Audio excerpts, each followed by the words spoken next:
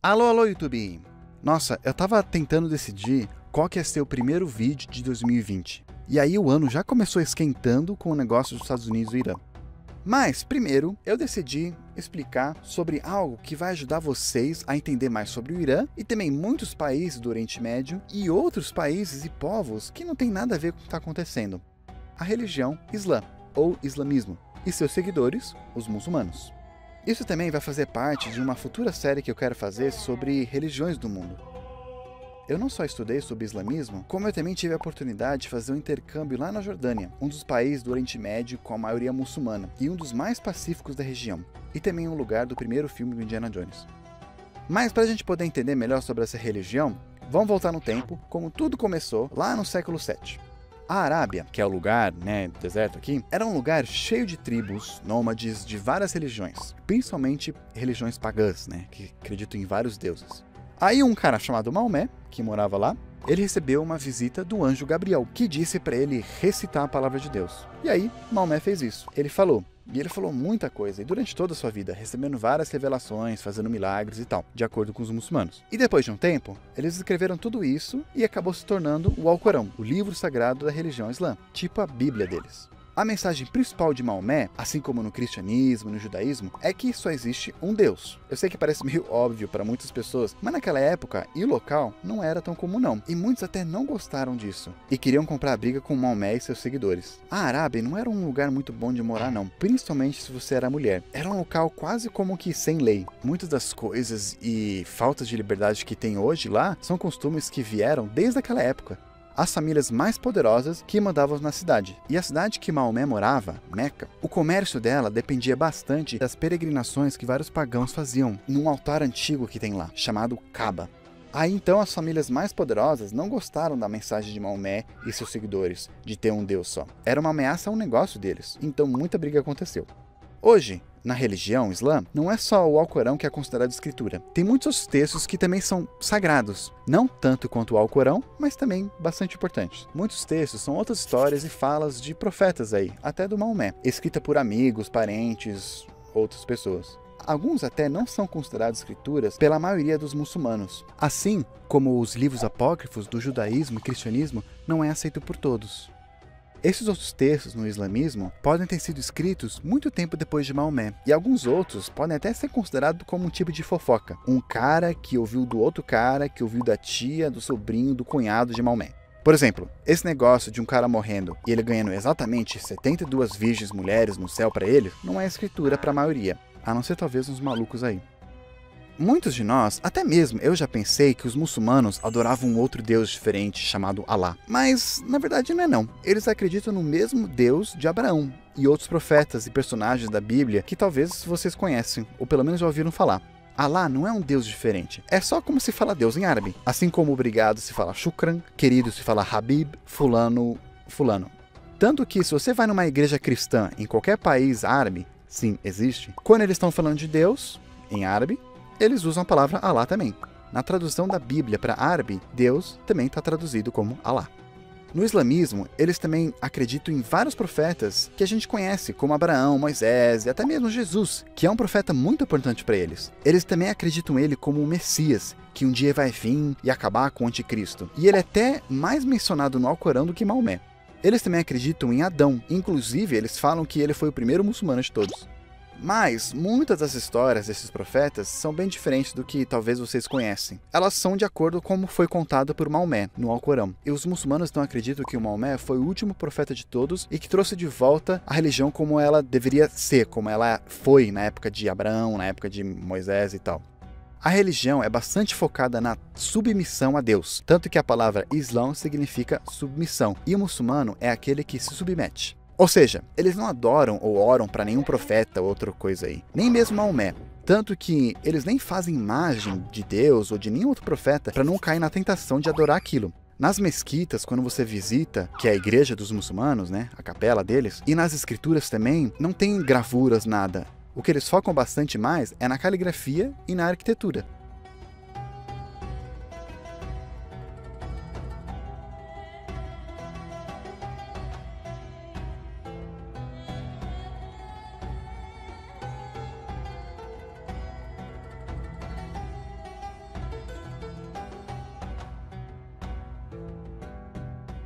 A religião, ela tem 5 pilares considerados fundamentais, pelo menos para a maioria: fé, oração, caridade, peregrinação e jejum. Além disso, eles também têm outros atributos que muitos de outras religiões consideram fundamentais.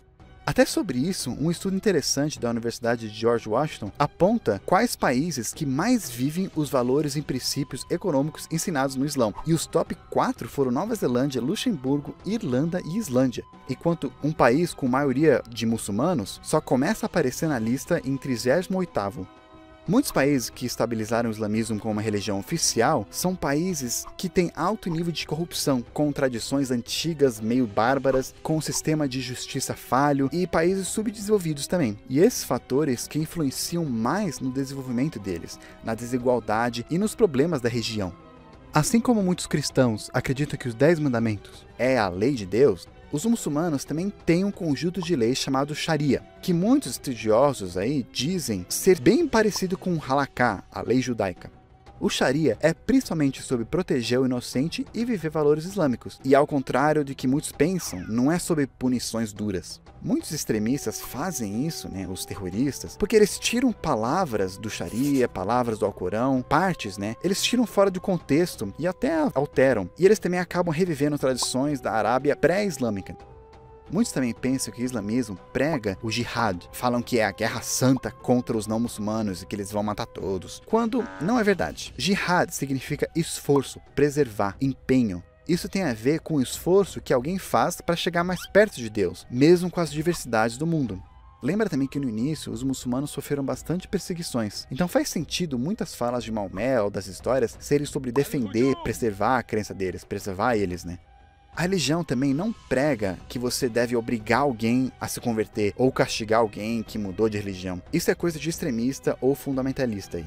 Muitos, antigamente, se converteram no Oriente Médio porque eles viram um grande crescimento do Império Árabe, do Império Muçulmano. Eles achavam que era um sinal de Deus. Também, muitos outros não estavam a fim de pagar os impostos que não muçulmanos tinham que pagar, antigamente. E por causa dessa história e do local, a gente tende a pensar que todo árabe é muçulmano e que todo muçulmano é árabe. Mas não é verdade. Dos 1,6 bilhões de muçulmanos no mundo, é muita gente. A maioria não é árabe, não é desse local aqui. O país com maior população muçulmana é na Indonésia, bem longe da Arábia. O próprio Irã, apesar de ter um alfabeto meio parecido com o árabe, eles não são árabes, eles são persas. E tem muitos muçulmanos não árabes bem perto da gente também. Agora, os problemas do Oriente Médio, muitos especialistas falam que é porque eles misturam muito religião com política. Mas por que eles fazem isso? Isso tem a ver com a própria história deles. No início da religião, já tinha começado a misturar política com a religião. O próprio Maomé, ele era considerado profeta, ou seja, um líder religioso, e também um governador, um líder de uma nação que conquistaram a Arábia. E essa é uma das grandes diferenças de outras religiões. Por exemplo, Jesus ou Buda nunca tiveram um país para governar ou conquistar pessoalmente. Isso talvez veio depois, com o poder das igrejas. Quando Maomé morreu, do lado religioso estava tudo ok. Ele era o último profeta e todas as revelações foram feitas. Ele restaurou tudo. Mas aí, politicamente, teve dúvidas. Quem quer ser o líder político, do país? Um grupo acreditava que o sucessor político podia ser qualquer um, inclusive um escolhido pelas pessoas ou alguém com grande conhecimento, devoção e santidade. Mas outro grupo já achava que um novo líder político tinha que ser alguém também da família de Maomé. Aí que começou a divisão entre os dois principais ramos do Islã, os xiitas, que queriam o poder político na mão da família do profeta, e os sunitas, que não concordavam. Claro que esse é um ponto só. Os dois ramos hoje são bastante diferentes e têm diferenças em crenças também, em princípios e doutrinas. Como a maioria era sunita, então eles ficaram no poder. E o líder deles foi chamado de califa, que significa sucessor. E eles foram responsáveis pelo grande crescimento do Império Muçulmano, que se tornou um dos maiores impérios já vistos aí no mundo. O tamanho não foi o único atributo do império não, mas também a região se tornou um dos grandes focos de conhecimentos do mundo. Tanto que muitas coisas de matemática que a gente tem hoje é por causa de muçulmanos. Por exemplo, a matéria álgebra e até mesmo a introdução do número zero e a troca de números romanos por o que usamos hoje. O Império ajudou a preparar o mundo para a Renascença. E até a Revolução Industrial, muitas universidades no Oriente Médio eram vistas como uma das melhores do mundo.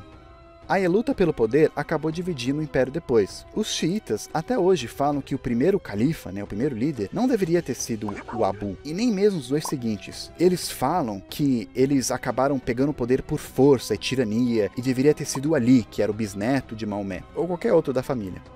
Não só o Império se dividiu, como começou a surgir muitas outras separações e vertentes da religião. Falar que islamismo, ou islão, é uma religião só, uma igreja só, é tão errado quanto falar que cristianismo é uma só também. Hoje, dos bilhões de muçulmanos, a grande maioria é sunita. Os xiitas estão mais concentrados no Irã e no Iraque. Aí durante a história teve muita briga entre os dois grupos, extremista dos dois lados. Por isso também que a Arábia Saudita, que é a grande maioria sunita, não é tão amiga do Irã, que a maioria é xiita. E o Irã, junto com outros xiitas, eles alegam que eles são os oprimidos, tanto pelos sunitas quanto pelos outros países. Hoje em dia, o Irã, assim como alguns outros países com maioria muçulmana, eles transformaram a religião em uma ideologia política e econômica também. Eles não querem modelar o país deles de acordo com a Europa ou as Américas, mas eles querem modelar de acordo com a lei islã, pelo menos a visão e interpretação deles, da lei. E eles sonham em construir hoje um país assim como foi na época de ouro, do começo. Quando alguns países ou grupos terroristas falam que eles querem criar um califado, é isso que eles estão querendo dizer. Essa época do início, onde os califados governavam e o povo era unido. Mais ou menos, Os 3 primeiros califas foram assassinados, mas enfim. Então, para a gente poder melhor dividir os termos e evitar generalização, vamos separar 3 coisas diferentes. Primeiro, o Islão, ou islamismo, que é a religião, que engloba árabes e muitos não árabes. É como falar cristianismo, budismo, hinduísmo, etc. 2. Islamismo político. Essa é a ideia de fazer religião islã como base do governo. E número 3, fundamentalismo islão. Essa é a ideia de voltar a tradições antigas da religião, ou do povo árabe. Um exemplo é as mulheres vestirem um véu. Isso é algo que é debatido dentro da religião, não é uma lei em muitos países aí. Eu já tinha muitas amigas que não queriam vestir. E é só você também pesquisar muçulmanas famosas, e você vai ver que muitas não vestem, até mesmo a rainha da Jordânia. Já outras mais fundamentalistas querem usar. E quanto mais fundamentalista, mais se cobre. E isso acontece em várias religiões, Até mesmo no cristianismo, tem igrejas que são mais tradicionais. E mulheres só usam saia ou vestido, não cortam o cabelo ou não usam maquiagem, etc. Fundamentalismo islão seria como se fossem então os conservadores aqui. Eles querem conservar e até restaurar tradições e costumes antigos, mais tradicionais. E até muitas tradições que surgiram antes do islamismo. E aí então, muitos países muçulmanos querem ter um país assim, onde a soberania está em Deus e sua lei já está escrita. Por isso que é muito difícil para os extremistas ou os terroristas aceitar a ideia de democracia, onde a soberania está no povo. Outros já não acreditam nisso. Por isso que teve a Primavera Árabe, o movimento de vários países árabes puxando para mais democracia. E por isso que também está tendo protestos no Irã esses dias. Pessoas que aproveitaram que o Irã derrubou um avião comercial por acidente para reclamar contra o governo. Muitos também argumentam que a crise no Oriente Médio veio por causa de muita intervenção de fora, desde sempre. Se já tem brasileiros que não gostam muito dos Estados Unidos porque eles se meteram na política aqui, especialmente durante a ditadura militar, imagina viver em um país onde um exército de um outro país quer mandar em você. Todos esses conflitos existiam desde as cruzadas, a colonização europeia depois da queda do Império Otomano, quebrando algumas promessas, dividindo os países entre eles, a busca de petróleo, a intervenção do governo no Irã, a invasão do Iraque com justificativas não tão verdadeiras e muitas outras coisas que merecem seu próprio vídeo. Tudo isso alimenta o sentimento anti-Estados Unidos, anti-Europa, que acaba criando um ciclo vicioso. E aí chegou no momento que a gente não sabe quem atacou primeiro. E aí também vem o meu ponto 4 dessa lista aqui, terrorismo islâmico ou extremismo islâmico.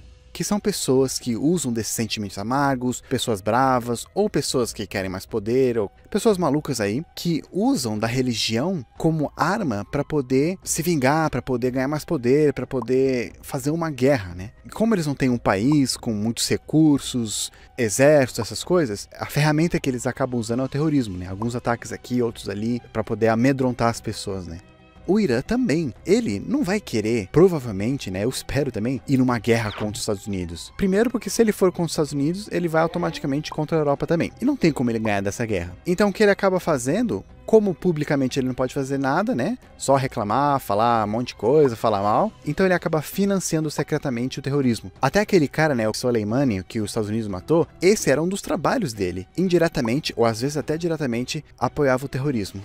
Mas essas pessoas estão longe do que a própria religião ensina e do que a grande maioria dos muçulmanos pensam. Bem, acho que já falei demais. Depois eu explico melhor sobre teocracia, como é que é o governo do Irã e tal. Pelo menos agora você vai entender um pouco mais sobre o islamismo e vários povos que infelizmente estão no meio de tantos conflitos. Ou também você vai poder ter pelo menos uma coisa para comentar para família e amigos na próxima vez que você comer esfirra do Habib's. Mar salama!